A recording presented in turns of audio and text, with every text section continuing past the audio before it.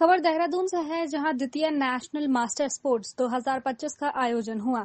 13 से 15 जून 2025 तक सोशल बनी पब्लिक स्कूल देहरादून में किया जा रहा है। इस आयोजन में 30 से 80 प्लस आयु वर्ग के खिलाड़ियों के लिए फुटबॉल, आर्चरी, शूटिंग और बैडमिंटन की प्रतियोगिताएं आयोजित की जाएंगी। Master sports foundation society India के महासचिव मोइन खान ने बताया कि उत्तराखंड पूरे भारतवर्ष में पहला राज्य है जो मास्टर्स की नेशनल प्रतियोगिताओं में सभी खिलाड़ियों को रहने और खाने की सुविधा प्रदान कर रहा है।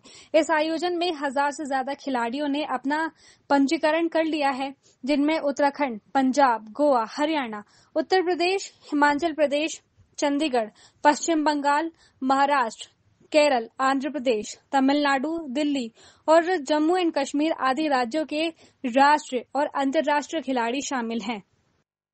Master sports foundation society India के संरक्षक संतोष बड़ोनी ने कहा कि उत्तराखंड में इस प्रकार के आयोजन से हमारे प्रदेश को एक नई पहचान मिलेगी और पूरे भारतवर्ष में मास्टर खेलों के आयोजन में एक अलग ही स्थान प्राप्त होगा। Master sports foundation society India के अध्यक्ष विपिन बलूनी ने कहा कि हमारा मुख्य उद्देश्य मास्टर्स खिलाड़ियों को मंच देना है, जिससे वे युवा खिलाड़ियों को स्वस्थ और फिट रहने के लिए प्रेरित कर सकें। और क्या है आपका पद, और जैसे महिलाओं, क्या महिलाएं भी आफ्टर 30-40 खेल रही हैं? मेरा नाम राजेंद्र चौधरी है, मैं वरिष्ठ उपाध्यक्ष हूँ इसमें। देखिए, मेन मकसद इसका क्या है कि फिट रहने के लिए, इसको हम मोदी जी के उस पर भी हम इसको लेके हैं, फिट इंडिया करके, ये हमारा मेन मकसद ही है इसका। और मेन मकसद क्या है कि जैसे मैंने कहा कि 30 के बाद हम सोचते हैं कि हमारी एज हो गई है।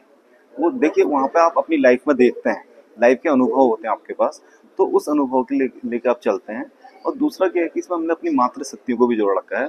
उसके लिए हमने एक स्लोगन दिया है कि किचन से मैदान तक। ये हमारा मुख्य इसका स्लोगन है कि किचन से मैदान तक। नहीं तो महिलाएं दिन भर किचन में रहती हैं, किचन में अपनी लाइफ बिताती हैं, तो उनको हमने किचन से निकाला। करीब इस समय हमारे पास 150 महिलाएं वहाँ पर मातृशक्ति हमारे साथ हैं। उसमें हमारी क्रिकेट की टीम भी है, फुटबॉल की भी टीम है हमारी इसमें, और वो पार्टिसिपेट भी करती हैं। तो ये इससे अच्छा, क्योंकि बच्चे देखते हैं माँ को खेलते हुए, देखते हैं जब माँ खेलने जा रही है तो वो भी उस ओर को बढ़ते हैं। तो मेन मकसद ये कि फिटनेस। और अभी आपने भट्ट जी से क्वेश्चन किया था कि मैदान में वापसी कब हुई, तो मैदान में हम लोग अपनी बात बता रहे हैं। मैं भी 60 पर रन कर रहा हूँ इस समय, तो अभी हम मैदान पे ही हैं। हमने मैदान छोड़ा नहीं है, हमने इस मैदान को छोड़ा ही नहीं है। बचपन से लेकर अभी तक हम खेल रहे हैं। तो यही हमारा उद्देश्य है कि देखिए, इसका मेन मकसद और ये है कि इतने स्टेट से हमारे पास लोग आएंगे तो यहाँ के पर्यटन को भी बढ़ावा मिलेगा। मेन मकसद ये है कि पर्यटन को भी इससे बढ़ावा मिलेगा। वो यहाँ के पर्यटन को समझेंगे, यहाँ की भौगोलिक स्थिति को समझेंगे, फिर आते हैं, वो फैमिली के साथ आते हैं, घूमेंगे। तो ये है कि फिट रहें, यही उद्देश्य है हमारा इसका। Thank you. मेरा नाम लोकमणि भट्ट। सर, कैसे वापसी हुई मैदान में? मैदान में मैं जब रियली मैं आपको बताता हूँ, जब मैं फोर्स में था, तो जब मैं रिटायर्ड हुआ तो मेरे कमांडेंट ने बोला कि मिस्टर भट्ट, आप अभी फिट हो लेकिन बैठना मत, अपने गेम या कुछ ऐसा एक इंस्टीट्यूट पकड़ना कि जिससे कि आपकी एक्टिविटी कंटिन्यू रह सके। तो मैंने बलूनी पब्लिक स्कूल ज्वाइन किया।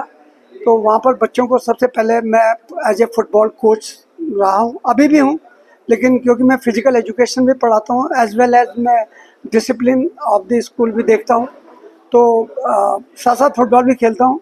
और मास्टर में 60 प्लस में मैं उत्तराखंड की टीम को रिप्रेजेंट करता हूँ। कितनी एज होगी सर आपकी? मैं 74 मेरी एज।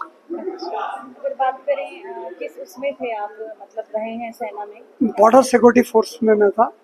हाँ, एज ए सिपाही भर्ती हुआ था, फिर बाद में मैं असिस्टेंट कमांडेंट रिटायर्ड हुआ। हाँ, जैसे कि आपने पूछा कि ये क्यों आवश्यक पड़ा इसको कराने का। जैसे हम लोगों ने जब फेडरेशन बनाई थी स्टार्टिंग में, तो पहले बहुत परेशानियां हुई इसमें। कई लोगों ने कहा कि हम लोगों ने 15 साल हो गए छोड़े हुए, 20 साल हो गए, 25 साल हो गए।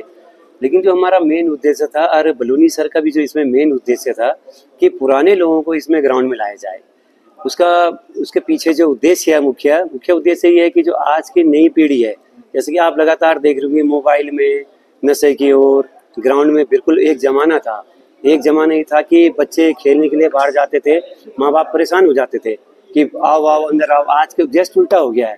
बच्चों को धक्का मार के भी आप ग्राउंड में भेजेंगे, लेकिन वो जाने को राजी नहीं है। तो इसका मेन उद्देश्य हमारे है कि मास्टर से हमने इसलिए शुरुआत करी, जब सीनियर खिलाड़ी ग्राउंड में आएंगे तो बच्चे भी देख के प्रोत्साहित होंगे कि जब इतने सीनियर खिलाड़ी इस एज में भी इतना अच्छा बेहतरीन प्रदर्शन कर रहे हैं तो हम क्यों नहीं। ठीक है सर, क्या रहने वाला है, कब तक है ये प्रोग्राम?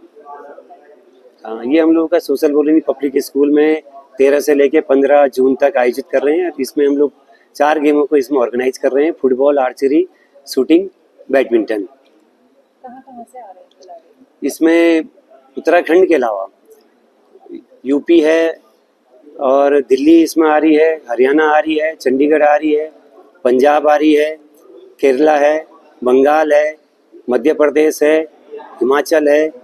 तो ऐसे ही कम से कम हमारे 18 स्टेट इसमें पार्टिसिपेट कर रहे हैं, सभी गेमों को मिला के। खबर भारतवर्ष के लिए देहरादून उत्तराखंड से सुरेंद्र धनेत्रा की रिपोर्ट। अपने शहर, अपने प्रदेश की ताज़ा खबरों के लिए लाइक करें, शेयर करें, सब्सक्राइब करें और हाँ, बेल आइकन दबाना ना भूलें, क्योंकि खबर हमारी, फैसला जनतंत्र का।